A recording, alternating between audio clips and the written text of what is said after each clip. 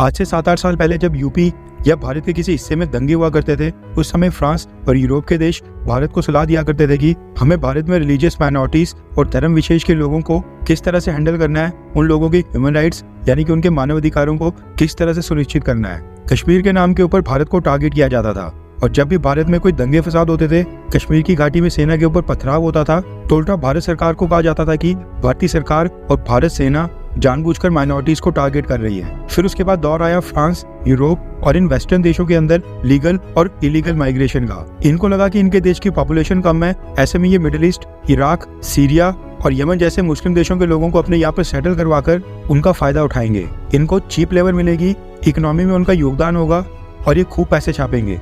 लेकिन ये सारी चीजें फ्रांस और यूरोप के देशों को बैकफायर कर गई हैं और जो middle east, Iraq, Syria, Yemen, Afghanistan, Pakistan जैसे देशों से इमिग्रेंट्स जाकर यूरोप में बस रहे हैं, ये वहाँ पर सरकार के लिए उल्टा सरदर्द बन गए हैं। वहाँ पर शरिया कानून की मांग करने लगे हैं और जो वहाँ पर पहले से थोड़ी बहुत मुस्लिम पॉपुलेशन थी, उनका भी रेडिकलाइजेशन कर रहे हैं। इनमें सबसे बुरा हाल हुआ है फ्रांस का, जो एक समय के ऊपर ह्यूमन राइट चैंपियन बनता था। पिछले कुछ सालों में मुस्लिम देशों से इमिग्रेशन के बाद अब फ्रांस में भी दंगे फसाद और सरकार के खिलाफ प्रोटेस्ट, तोड़फोड़, आगजनी, पब्लिक प्रॉपर्टी को नुकसान पहुंचाना, अब वहाँ पर ये सब आम बात हो गई है। अब फ्रांस की सरकार को भी कभी अपने देश में बुर्का बैन करना पड़ रहा है, तो कभी अपने देश की मस्जिदों के लिए सर्कुलर निकालने पड़ रहे हैं। आज हम इस बारे में बात इसलिए कर रहे हैं क्योंकि कट्टरपंथी ताकतों से तंग आकर फ्रांस की सरकार ने एक और बड़ा फैसला लिया है। रेफरेंस के लिए आपकी स्क्रीन के ऊपर आर्टिकल का स्क्रीनशॉट है। रिपोर्ट के मुताबिक फ्रांस ने 23,000 इमिग्रेंट्स को डिपोर्ट करने का फैसला किया है। इसमें 10 देशों से आए इमिग्रेंट शामिल हैं, जिसमें Pakistan, Iraq, Syria, Morocco, Libya, Tunisia,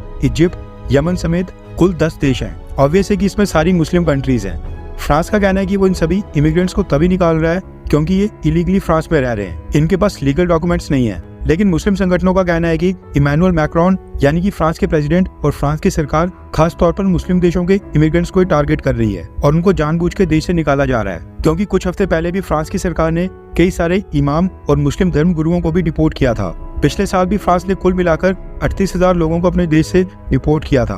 अभी तो ये साल स्टार्ट ही हुआ है और स्टार्टिंग में ही 23,000 लोगों को डिपोर्ट किया जा रहा है। फ्रांस के मुस्लिम संगठनों का कहना है कि फ्रांस की सरकार उनके ह्यूमन राइट्स यानी कि उनके मानवाधिकारों को वायलेट कर रही है, उनके धार्मिक बोलियों की धज्जियां उड़ा रही है। एक्सपर्ट्स का कहना है कि फ्रांस की सरकार मुस्लिम देशों के इमिग्रेंट्स को इसलिए निकाल रही है क्योंकि आगे चलकर जुलाई और अगस्त महीने में फ्रांस में समर ओलंपिक्स होने हैं। फ्रांस नहीं चाहता कि उस समय फ्रांस के अंदर कोई भी दंगे फसाद हों या फिर वहां पर आतंकी घटनाएं हों। पिछले कुछ सालों से आतंकी घटनाओं और क्राइम्स में बड़ी संख्या में इमिग्रेंट ही सामने आ रहे हैं। कट्टरवाद को कंट्रोल करने के लिए फ्रांस की सरकार जब भी कोई कानून लाती है, मुस्लिम देशों के ये इलीगल इमिग्रेंट्स फ्रांस के अंदर सड़कों के ऊपर दंगे फसाद करने स्टार्ट हो जाते हैं, पब्लिक प्रॉपर्टी को नुकसान पहुंचाते हैं। इसलिए फ्रेंच गवर्नमेंट न सिर्फ इनको डिपोर्ट कर रही है, बल्कि रिसेंटली फ्रांस की सरकार ने बुर्का और हिजाब को बैन किया था।